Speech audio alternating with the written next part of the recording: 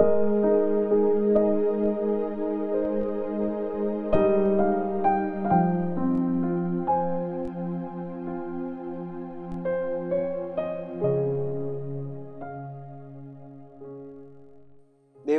മഹത്വം ഉണ്ടായിരിക്കട്ടെ.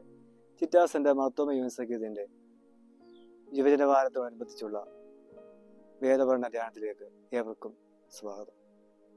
നമ്മൾ അല്പസമയ ചിന്തയ്ക്കായിട്ട് വിശുദ്ധ ലൂക്കോസ് എഴുതിയ സുവിശേഷം 2-ാം അധ്യായം അതിന്റെ 52-ാമത്തെ വാക്യം. യേശു ജ്ഞാനത്തിലും വളർച്ചയിലും ദൈവത്തിന്റെയും മനുഷ്യരുടെയും കൃപയിലും മുതിർന്നു വന്നു. ഈ വാക്യവുമായി ബന്ധപ്പെട്ട് 4 കാര്യങ്ങൾ ചിന്തിക്കുവാൻ ഞാൻ ആഗ്രഹിക്കുന്നു. ഒന്നാമതായി, ജ്ഞാനത്തിലുള്ള വളർച്ച. ശരി എന്തെന്നോ തെറ്റെന്നോ തിരിച്ചറിയാനുള്ള വിവേകം നമുക്ക് എല്ലാവർക്കും ആവശ്യമാണ്. യുവാക്കളായ നാം എല്ലാവരും ശ്രദ്ധിക്കേണ്ട ഒരു കാര്യമാണ്.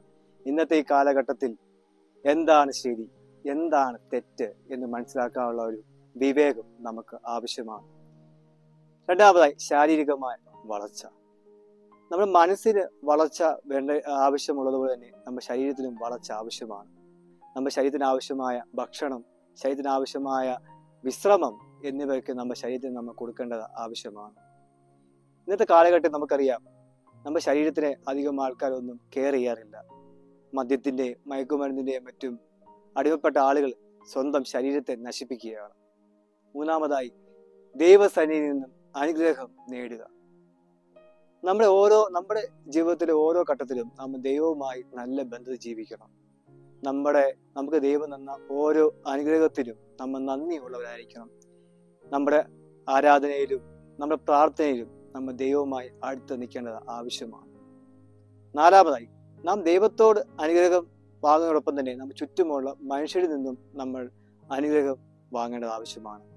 നമ്മൾ ചുറ്റുമുള്ള നമ്മുടെ മാതാപിതാക്കൾ, നമ്മുടെ സഹോദരങ്ങൾ, ബന്ധുമിത്രാദികൾ, ഇവരുമായി സ്നേഹത്തിലും കാരുണ്യവും കാണിക്കേണ്ടത് ആവശ്യമാണ്.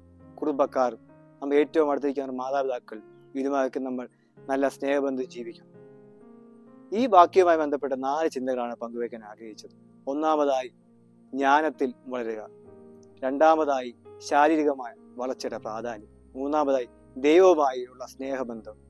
നാലാമതായി, നമ്മുടെ ചുറ്റുമുള്ള മനുഷ്യരുമായുള്ള സ്നേഹബന്ധം.